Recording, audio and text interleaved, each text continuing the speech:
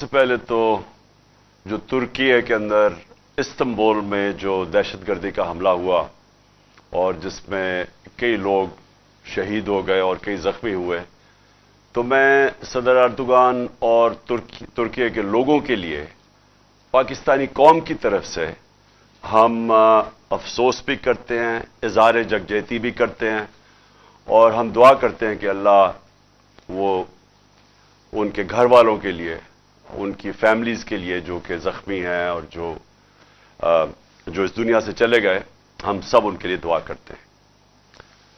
دوسری چیز، ابھی ورلڈ کپ کا فائنل ختم ہوا اور مجھے اس چیز کا علم ہے کہ میری قوم ایک صدمے سے گزر رہی ہے، کیونکہ ہم سب امید لگا کے بیٹھے تھے کہ انشاءاللہ اس بار ہم ورلڈ کپ جیتیں گے۔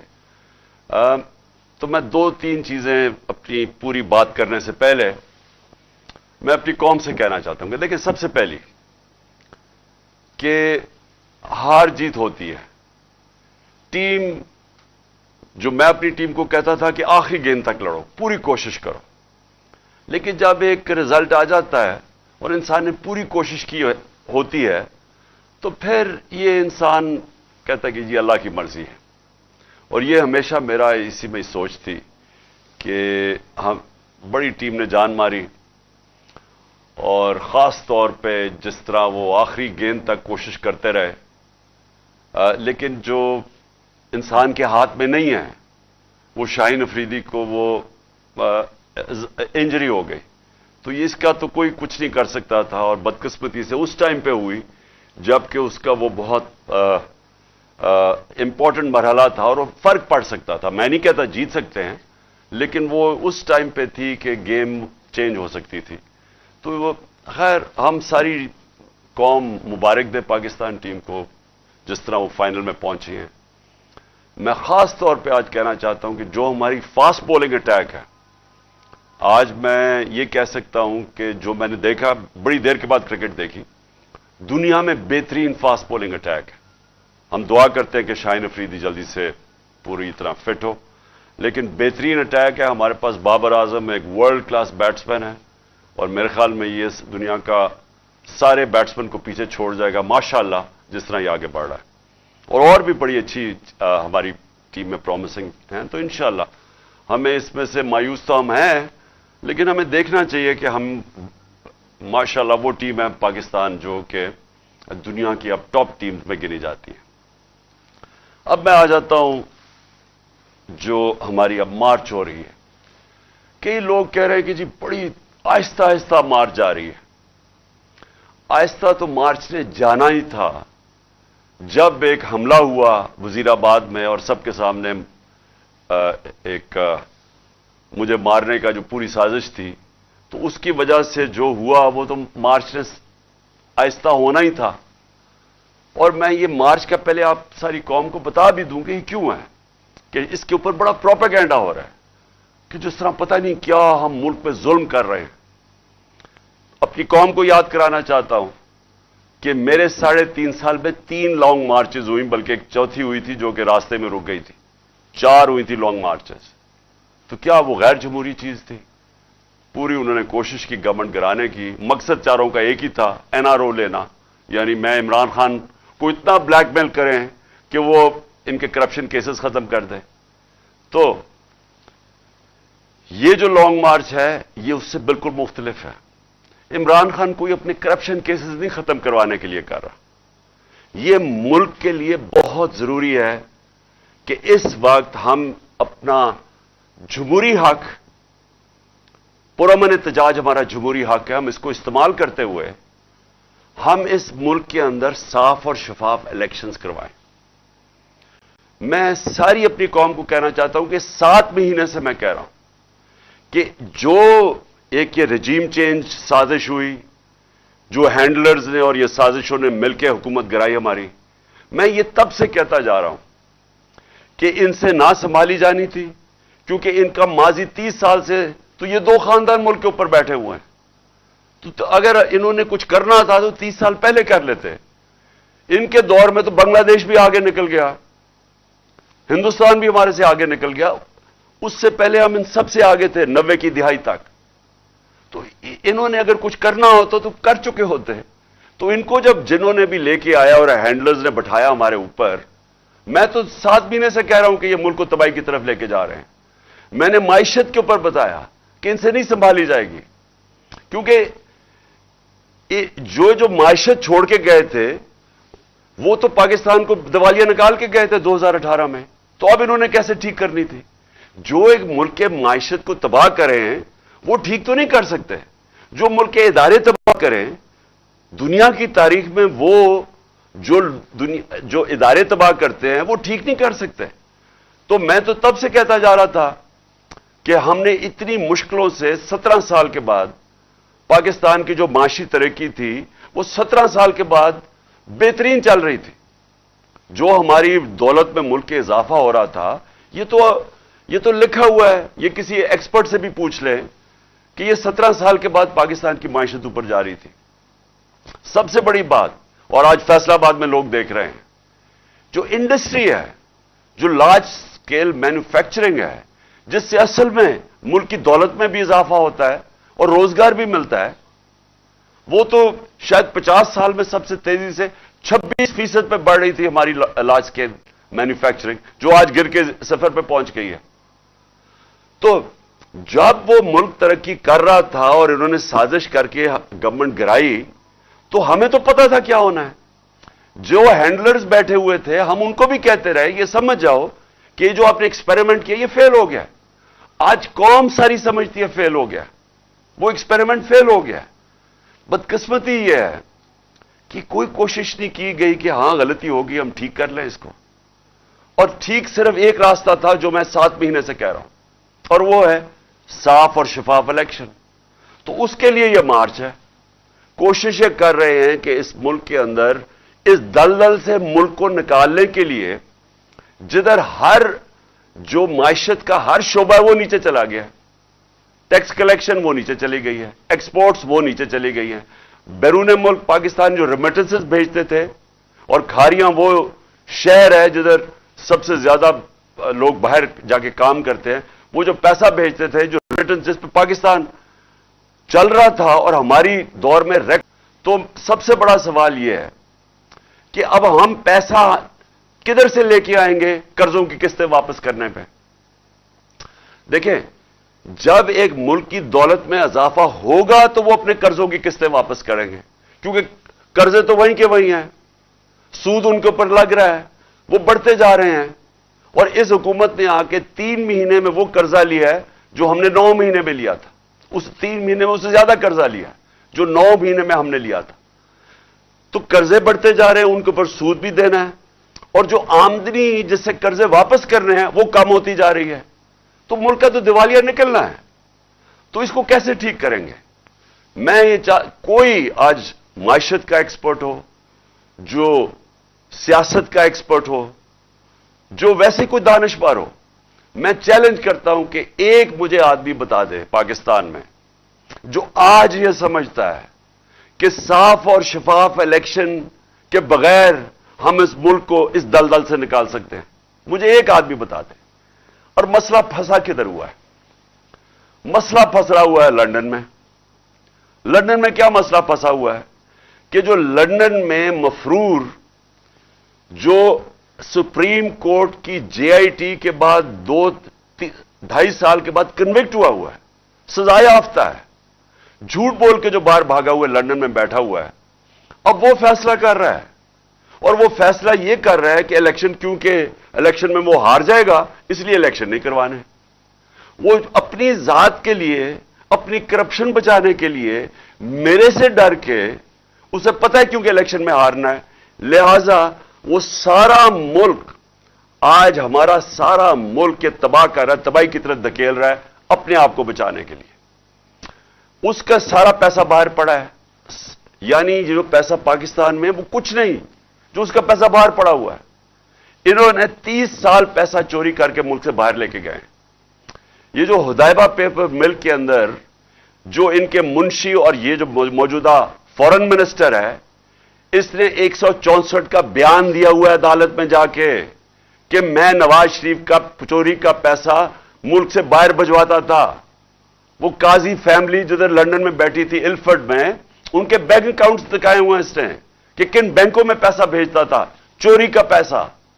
ये आज से 20 साल पहले की बात है, 22 साल पहले की। 25 अप्रैल 2000 के अंदर इसने ये 164 का बयान लिखवाया हुआ है। सारा बयान पढ़ लें, आपको पता होगा तो कैसे ये जो पावर में था इसने मुल्क को कैसे लूट के पैसा बाहर लेके गया।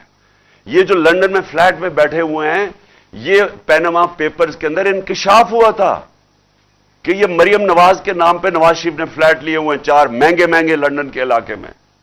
उधर बैठ के चोरी के पैसे के फ्लैट्स पे एक मफरूर और इसके साथ वो लोग जो सारे कोई ना कोई मुल्क से बाहर भागे हुए हैं।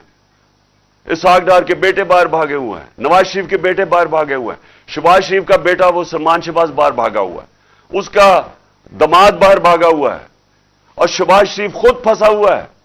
क्योंकि इसने गलती क्या की, मैं फिर से लोगों को बता दूं, इसने बरतानी अखबार ने लिखा, डेली मेल ने, कि इसने करप्शन किया है। इसने हमें दिखाने के लिए पाकिस्तानियों को कि मैंने नहीं की, इसने उनके ऊपर हर्जाना कर दिया। उसने बजाय डरने के, वो डेली मेल ने बकायदा बता दिया कि तुमने ये चीजें तुम्हारे खानदान ने चोरी किया हुआ है। इसने समझा कि अच्छा ये जब आगे बढ़े, इसने तो सिर्फ शो के लिए किया था। वो अब लंदन में केस लग गया है, 2 दफा ये गया नहीं, अब तीसरी दफा जज ने इसको बुला लिया है। 1 करोड़ 1.5 करोड़ रुपए का फाइन हो गया इसके ऊपर। तो ये बैठ के, जो कि अब लंदन के अंदर उसने डेली मेल में बाकायदा बताया कि इन्होंने किस किस तरह की करप्शन किया है।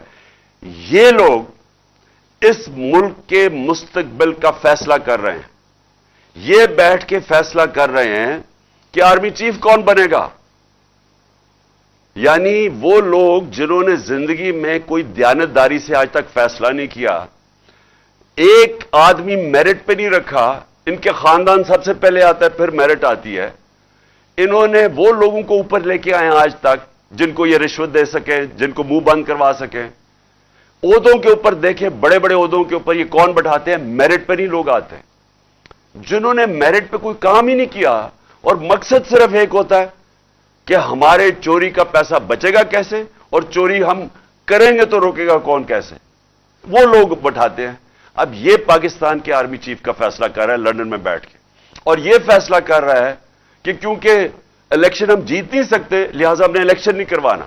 बाहर में जाए पाकिस्तान, मुल्क की माइशत नीचे जाए, जो भी मुल्क हो जाए, इनको कोई फर्क नहीं है, क्योंकि लंदन में बैठा हुआ है, पैसे इसके लंदन में है। जब मुश्किल पड़ती है लंदन भाग जाता है, सारी फैमिली लंदन भाग जाती है। इनके लिए सबसे बड़ा अजाब होता है कि हमें ईसीएल पे डाल दिया। मैं इनको कहता हूं कि मुझे ईसीएल पे डालो। मुझे क्यों नहीं ईसीएल पे डाल, क्योंकि मैंने बाहर जाना ही नहीं है, मेरे बाहर प्रॉपर्टीज नहीं है, मेरी कोई बाहर बैंक अकाउंट्स नहीं है, मुझे क्या फर्क पड़ता है ईसीएल में डाल। इनके लिए अजाब हो जाता है, शॉपिंग उधर करनी है, इलाज उधर करनी है, ईदें उधर बनानी है, और बिजनेसेस उधर करनी है, इन्वेस्ट उधर करना है, और उधर पाकिस्तानियों कह रहे हैं कि पाकिस्तान पैसा भेजो, अपना सारा पैसा बाहर रखा हुआ है। तो ये सबसे पहले लॉन्ग मार्च का ये भी मकसद है कि कौम को हम जगाएं कि हो क्या रहा है हमारी कौम के साथ।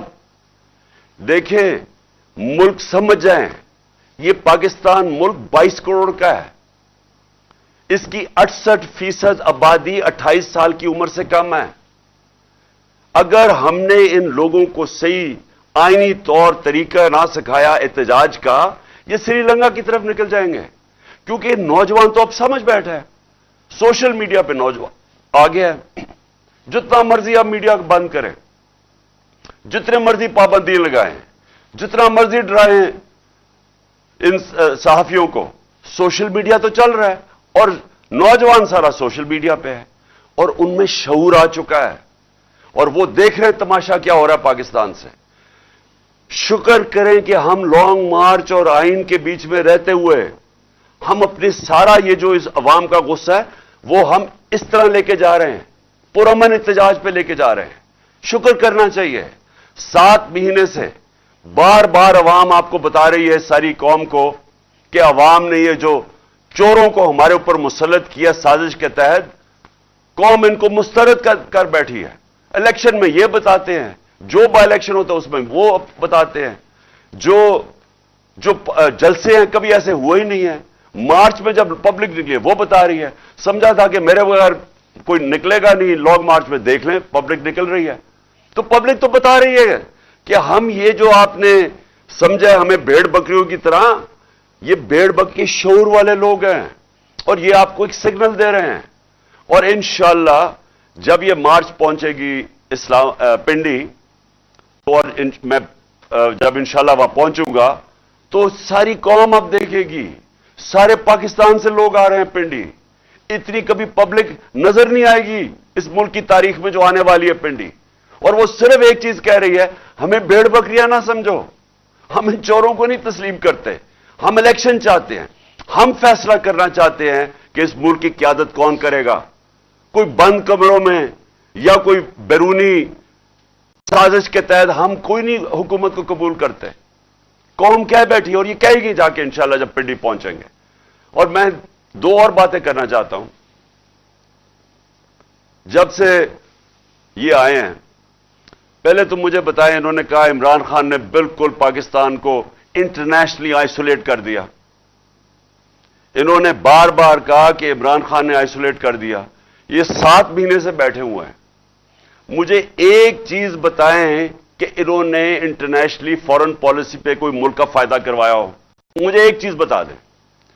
میں نے بڑا روکا ہوا تھا، بیرونی دورے میں نے بڑے دیکھ کے کرتا تھا، میں کسی بیرونی دورے پہ نہیں جاتا تھا جب تک میرے ملک کو فائدہ نہ ہو۔ میرے بچے انگلینڈ میں تھے، 3.5 سال میں 2 دفعہ مجھے دعوت ملی انگلینڈ جانے کے لیے، لیکن میں نے فیصلہ کیا کہ ان دوروں سے میرے ملک کو فائدہ نہیں ہے، میں نہیں گیا۔ نواز شریف 24 دفعہ نجی دورے کیے اس نے پرائم منسٹر ہوتے ہوئے برطانیہ کے۔ زرداری 50 دفعہ نجی پرائیویٹ دورے کیے اس نے دبئی کے، میں نے تو کوئی نہیں کیا۔ اور میں یہ پوچھنا چاہتا ہوں کہ انہوں نے 7 مہینے میں ان کی کیبنٹ، ان کے پارلیمنٹیرینز نے 3 گنا زیادہ دورے کیے جو ہم نے 3.5 سال میں نہیں کیا۔ پیسہ انہوں نے خرچ کیا، مہنگے مہنگے ہوٹلوں میں یہ ٹھہرے۔ یہ ابھی چائنا گیا تو 777 بوئنگ وہ لے کے چلا گیا جس طرح پاکستان میں تیل کی نہریں بہہ رہی ہیں۔ کیا انہوں نے اچیو کیا؟ کوئی مجھے بتائیں کہ پاکستان کو کوئی فائدہ ہوا اس سے؟ بتائیں کہ کوئی ہمارے ریلیشن شپ بہتر ہوئی؟ بلکہ میں آج آپ کو کہہ رہا ہوں پاکستان کا وقار دنیا میں نیچے گیا۔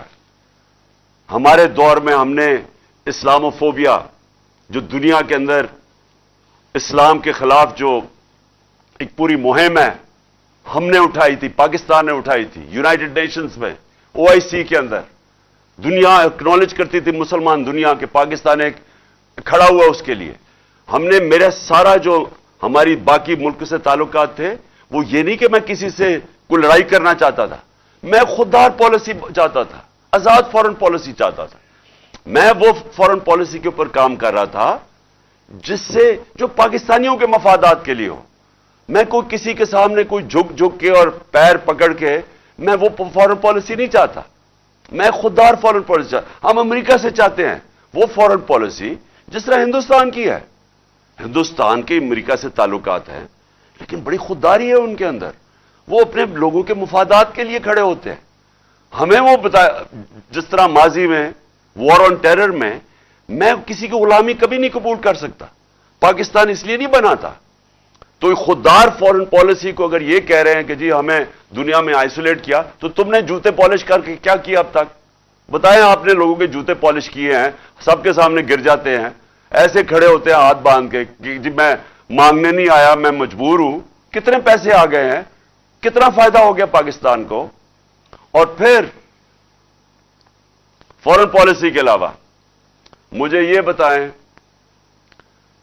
کہ آج جدھر ہمارا ملک کھڑا ہے، میں ان سب سے آج پوچھتا ہوں، جدھر آج پاکستان کھڑا ہے، کیا کسی کے پاس راستہ ہے کہ جو ہمارا ملک معاشی طور پہ نیچے جا رہا ہے؟ کسی کے پاس کوئی راستہ ہے؟ ان ساروں کیبنٹ سے پوچھ لیں، ان کے لوگوں سے، کہ کسی کے پاس کوئی راستہ ہے کہ یہ جو تیزی سے نیچے جا رہا ہے ہمارا ملک، اس کو بچا سکتا ہے؟ ہمارے جو بزنس کمیونٹی ہے، 88% بزنس مین نے کہا ہے کہ ہمیں پاکستان غلط راستے پہ جا رہا ہے، یعنی بزنس کمیونٹی کا ان کا کوئی ان کے اعتماد نہیں ہے حکومت کے اوپر۔ یہی فیصل آباد تھا جب ہم آئے تھے 2018 میں، فیصل آباد کے آج اگر لوگ دیکھ رہے ہوں تو فیصل آباد کے اندر جو ٹیکسٹائل انڈسٹری تھی وہ اپنی مشینیں بیچ رہے تھے، ٹیکسٹائل انڈسٹری کو ریل اسٹیٹ میں کنورٹ کر رہے تھے۔ ہمارے یہ آج سے 7-8 مہینے پہلے فیصل آباد کے لوگوں سے پوچھے، مجھے جو ٹیکسٹائل کے کارخانے کے جو مالک تھے مجھے کہتے ہیں ہمیں مزدور نہیں مل رہا ہے ٹیکسٹائل انڈسٹری کے لیے۔ جو ٹیکسٹائل کی سیلز ہوئی پاکستان کی تاریخ کے ریکارڈ ٹوٹ گئے تھے، اور پھر سے جو لارج اسکیل مینوفیکچرنگ 26% پہ بڑھ رہی تھی۔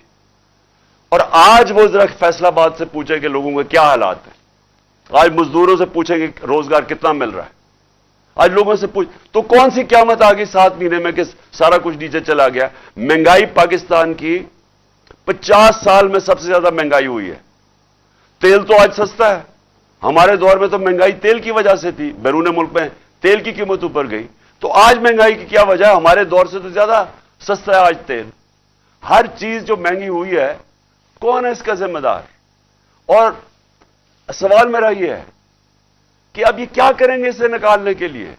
مہنگائی بھی بڑھ گئی، بے روزگاری بھی بڑھ گئی، اس ملک کے اندر جو کہ روزگار دینے کے لیے جو انڈسٹری ہے اس کے اندر بھی انویسٹمنٹ نہیں ہو رہی، وہ بھی لوگ پیچھے ہٹ گئے ہیں۔ بزنس مین کہہ رہے ہیں کہ ہمارے پاس کانفیڈنس، اعتماد ہی نہیں ہے، انویسٹ کیوں کریں؟ اور کیوں انویسٹ کریں؟ کسی کو پتہ ہی نہیں حکومت کتنی دیر چلے گی۔ اور وہ پوچھیں کہ جو باہر سے اوورسیز پاکستانی جو ہمیں پیسہ بھیجتے تھے وہ کم ہونی شروع ہو گئی ہیں۔ تو ایک طرف قرضے بڑھتے جا رہے ہیں، دوسری طرف آمدنی کم ہو رہی ہے، تو ساروں سے میں پوچھتا ہوں اس کا کیا حل ہے؟ اس کا ایک حل ہے، صاف اور شفاف الیکشن۔ اور میں آج اس لیے یہ مارچ والوں کو کہہ رہا ہوں کہ یہ جو جہاد کر رہے ہیں وہ اس لیے کر رہے ہیں کہ اس ملک میں الیکشن ہوں گے تو سیاسی طور پہ استحکام آئے گا، سیاسی استحکام آئے گا تو معاشی استحکام آئے گا، اور تب یہ ملک کی جو معیشت ہے وہ اٹھ سکتی ہے۔ اور جتنی دیر یہ کھینچتے جا رہے ہیں، الیکشن نہیں کروا رہے ہیں، کیونکہ وہ جو لندن میں بیٹھا ہوا مجرم ہے وہ ڈرا ہوا الیکشن سے، اور وہ اپنے آپ کو بچانے کے لیے وہ ملک کو داؤ پہ لگا رہا ہے، ہمارے مستقبل کو داؤ پہ لگا رہا ہے۔ اور یہ وقت ہے کہ ہم ساری قوم کو میں کہہ رہا ہوں کہ اس میں شرکت کریں۔ دیکھیں، الیکشن صاف اور شفاف الیکشن ہمیں چاہیے، اور ہمیں انصاف چاہیے۔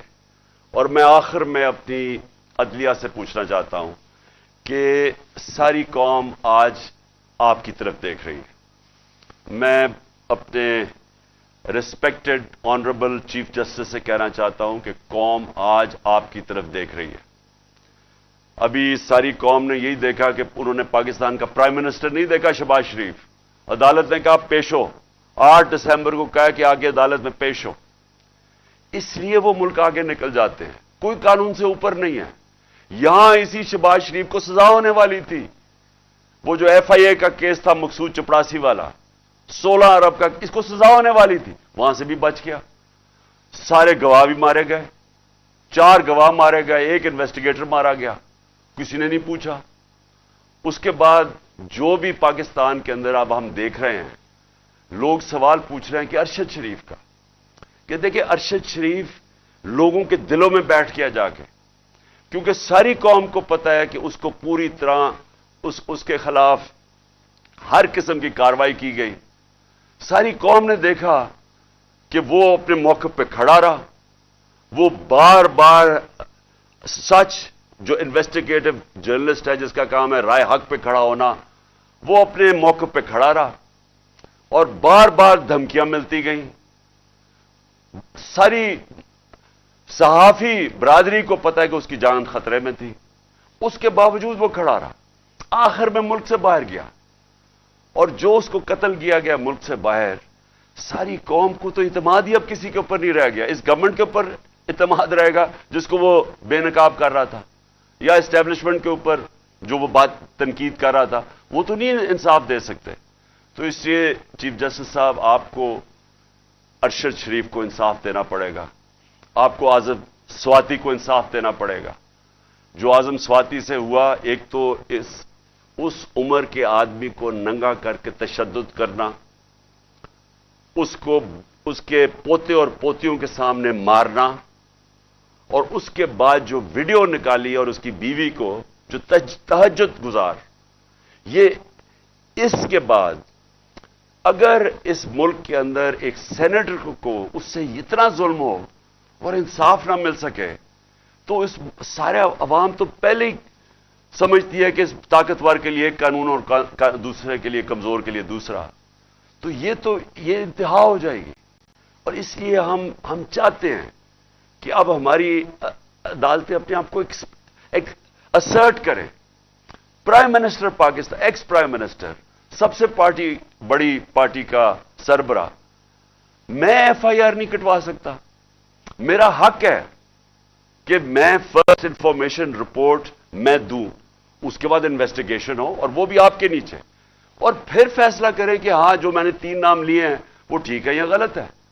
لیکن میں ایف آئی آر نہیں لکھوا سکتا. اس سے زیادہ بڑا ظلم کیا ہو سکتا ہے؟ تو اگر میں نہیں لکھوا سکتا تو اس کا مطلب عام لوگ تو کچھ بھی نہیں کر سکتے. اس کا مطلب ان کی حیثیت ہی کوئی نہیں ہے عام لوگوں کی. یہ جو بیچارے آج کل بے روزگاری بڑھتی جا رہی ہے، لوگ ٹیلی فون کھینچ رہے ہیں، لوگ تنگ ہیں اس سے کہ چوریاں بڑھتی جا رہی ہیں، اسٹریٹ کرائم بڑھتی جا رہی ہے، کیونکہ ملک نیچے جا رہا ہے. جب بے روزگاری بڑھتی جائے گی، مہنگائی 50 سال میں سب سے زیادہ مہنگائی، 7 سالوں میں دگنی ہو گئی ہے مہنگائی. ہمیں کہتے تھے زیادہ مہنگائی ہے.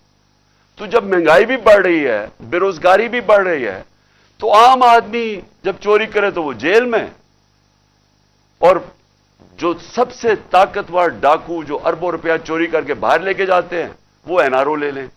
یہ قوم اس وقت آپ کی طرف دیکھ رہی ہے.